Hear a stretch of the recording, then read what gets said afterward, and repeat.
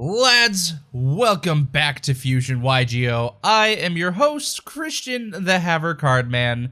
Today, we shall continue our journey on through the deck review series, the place you go to find your next deck or to see if that one guy at Locals is playing a viable strategy.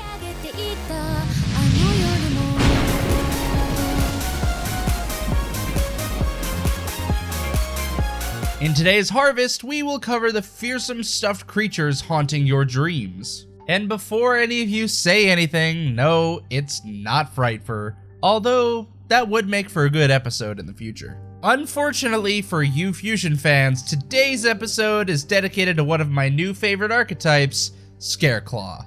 But first, if you enjoy this type of content, be sure to hit that like and subscribe button down below. It doesn't only show your support for the channel, but also gets you to more videos like this in the future, as well as our deck profiles and combo tutorials to teach you more about the decks I talk about in this series. Alright, with that part out of the way, it's time to begin with the discussion. If you are unfamiliar with this series and how it works, I will stuff your cranium full of knowledgeable goodness. First, we will take a look at how our crops are growing, run through the statistics of the effectiveness of our pesticide, then finally analyze our total yield of how much food we have to send to our people. In layman's terms, we're going to get a brief overview of the deck and its primary functions, then we'll go through stat by stat to determine this deck's effectiveness, and finally analyze all of the components together to decide where this deck sits in the current metagame. That being said, Scareclaw uses their defense to their offensive abilities. They are more aimed to intimidate than infiltrate.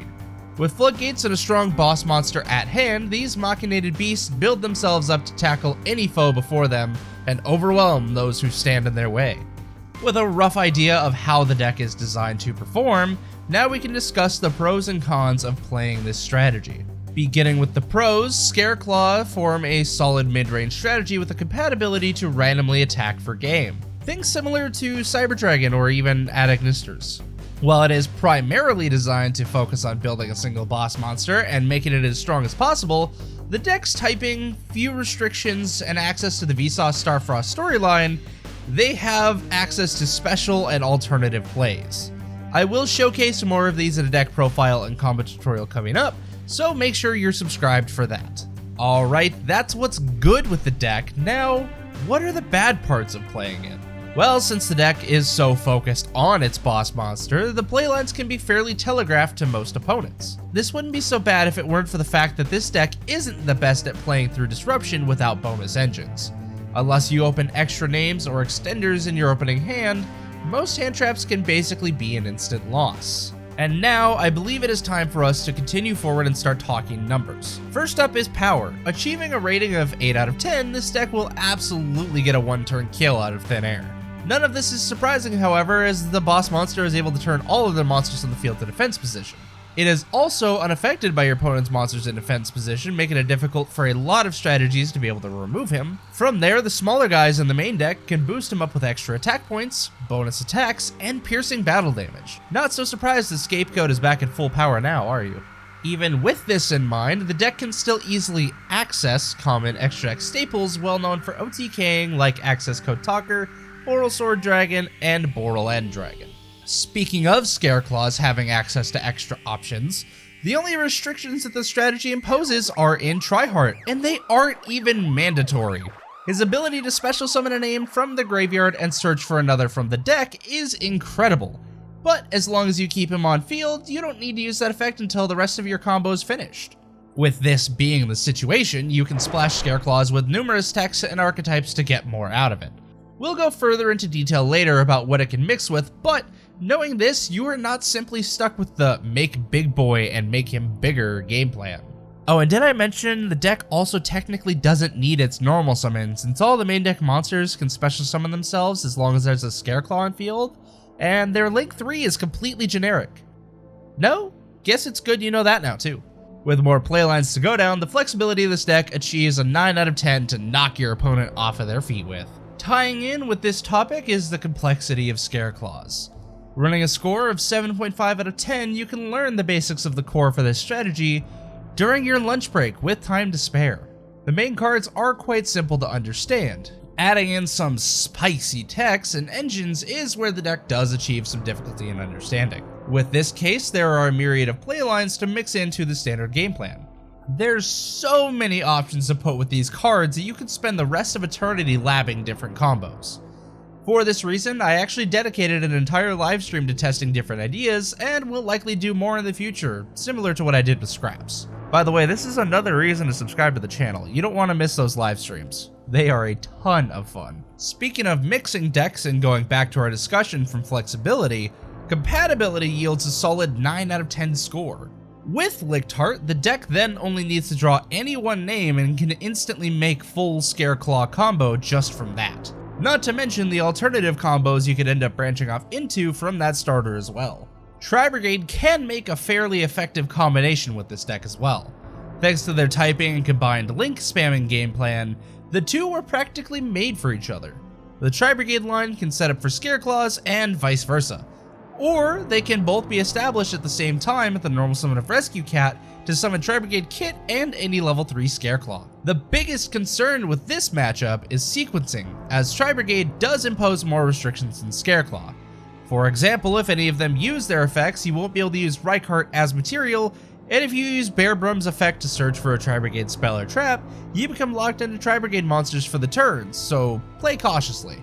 But regardless, there are other options such as Phantom Knights, Scraps, and many more that can splash in with this deck to create some stupendous builds.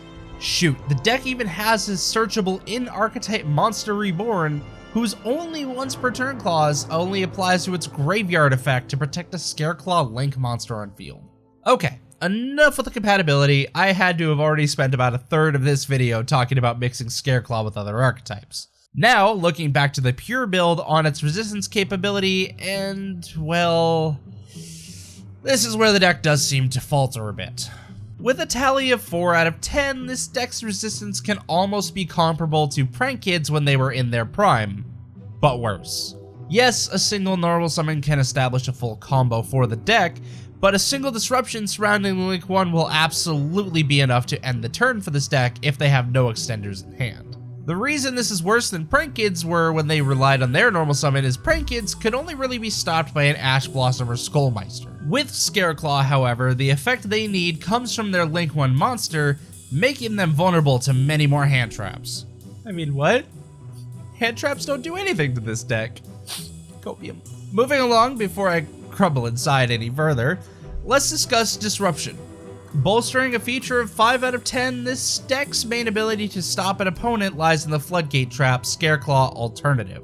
By attributing 3 Scareclaw monsters, you are able to prevent your opponent from special summoning monsters except in defense position for the turn. This trap, while not at all difficult to set up in a normal build, effectively renders links unusable as the opponent won't be able to summon them. What's more, they won't be able to OTK that turn either, as they can't attack with anything unless they are playing Super Heavy Samurai.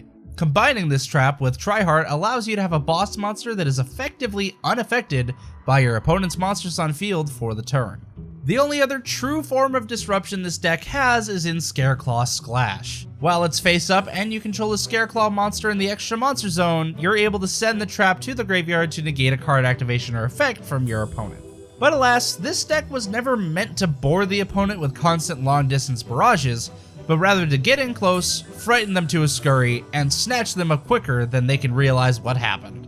Now for the final section, we have budget at a perfect 10 out of 10. Chef's kiss.